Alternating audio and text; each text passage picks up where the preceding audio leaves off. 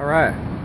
So we were talking about an op that your buddy went on. There's roughly 100 pounds of heroin. Under whose command? He said it was under his first sergeant, but I don't know his first sergeant name. I don't know his name, but I know the guy that was Sergeant Allen. Sergeant who? Sergeant Allen. Allen? Yeah, and what did you think about his character? Sergeant Allen, he was cool. He was a cool guy. Did it seem like they were there simply for the heroin and that they were going to turn it in, or was it? To him, he didn't know what they told him that the mission was to secure this one guy and just secure the whole area. And once they secured the area, they called it in and they told them that they had to breach this wall. And once they breached the wall, they had found like more than like 100 pounds of heroin. You couldn't some phone. No, just slide it. You see it. I mean, it's gonna come. Yeah, it's gonna be. But they said they covered over 100 pounds of heroin. And he said all he seen that the people that came, they secured it. After they secured the area, people came, they got the heroin, and then that was it. Like they didn't hear nothing else after that. Like that was like it. But he was always trying to find out why we coming to people's farms. Like, I mean, like what you expect? Like somebody attack your farm, you know what I'm saying? Cause it ain't nothing but farms out there. If somebody attack your farm, all you got to do is you trying to, protect yourself. And that's how you making your money off the farm. That's how they make their money off farms and stuff. Well, yeah, I'm looking at it from their point of view when it's their land. Did you see the increase in the production of opium and poppy in that region once we had occupied it? What you mean? I mean, did the production of the drugs itself heighten? Did the level of it rise during the occupation as we were there, U.S. forces? Talking about back in the States? Well, in Afghanistan. I mean, Afghanistan? Because we know that the production basically went through the roof. Yeah, it went to the roof. Like I don't know how much it was or what it was. Like right. What the deal was, but all I know that we really was on a drug war. Like we just on a drug war. Like we only was just there for they opium and like heroin. That's what like Afghanistan and Iraq. That's what they that's what they do.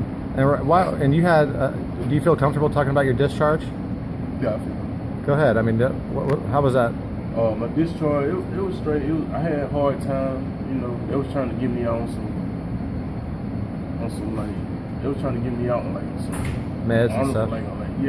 But I got discharged because I had PTSD, so I got out on that PTSD. How have you been treated since you've been out? How I've been. Was it? See, I'm staying in a hotel. They told me that the VA would help me out. Every time I call the VA, all they say is call this number, call that number. And I fought for the country. I went downrange, you know what I'm saying? I went downrange. I did like a lot of shit right. for the country, you know what I'm saying? It might not have been a lot for the country, but I felt like it was a lot, you know what I'm saying? We down there. And we don't know what the reason why we're down there. If we're not doing anything, we just down there. And what was your clearance level? My clearance level, I had a top secret. And what's your name and rank?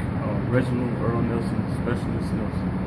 With the U.S. Army? U.S. Army. And who was your CO? My CEO was Captain Brennan, First Sergeant Hill.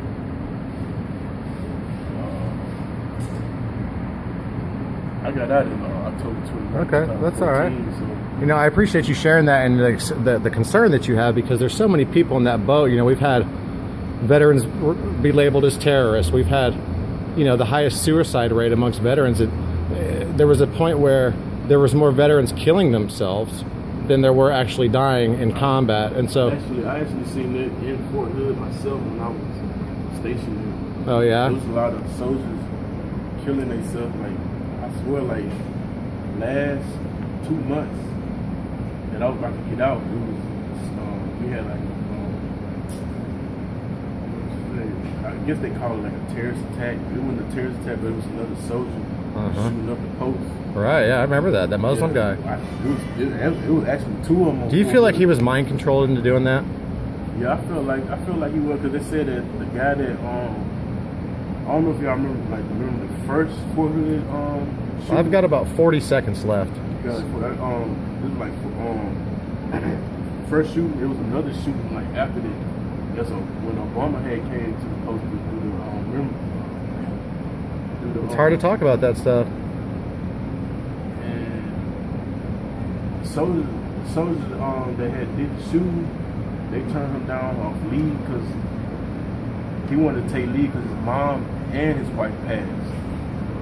And they turned him down. They only gave him 24 hours to go to Puerto Rico. And I mean, I understand where he came from, why he went off like that.